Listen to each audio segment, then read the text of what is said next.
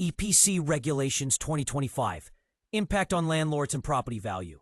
All right, let's get straight to it. Because honestly, 2025 is just around the corner. And if you're a landlord in the UK, you need to know what's coming. The EPC Energy Performance Certificate regulations are tightening up. And trust me, this isn't just some minor policy tweak that'll quietly slide under the radar. So what's actually happening? From 2025, all newly rented properties in England and Wales will need to have an EPC rating of C or above. Yep, you heard that right.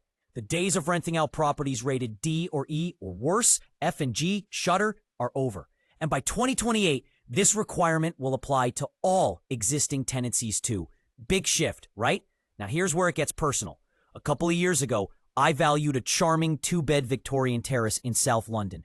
Think original floorboards, sash windows, fireplaces, the lot. Beautiful, but on the EPC, the landlord was hesitant to insulate the walls or replace the old boiler. It's part of the character, he said.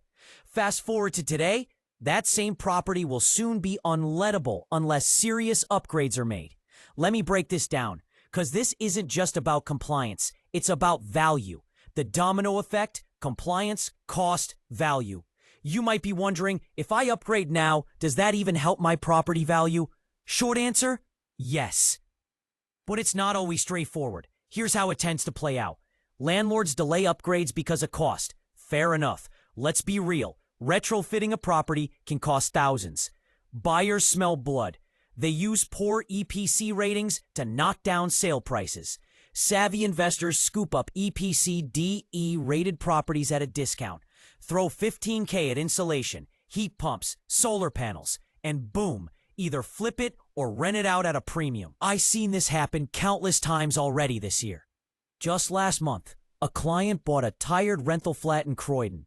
E-rated, looked like it hadn't seen a new light bulb since 2003. EPC B-rated buy-to-let. The monthly rent jumped from £950 to £1,250. Madness? Nope, just forward planning. But here's the catch. Not all properties are created equal. Listed buildings, for example, face huge challenges. You can't just rip out windows and slap on solar panels. I've worked with a landlord in Bath who had 5 Grade 2 listed rentals. None of them met the C rating. The stress? Through the roof.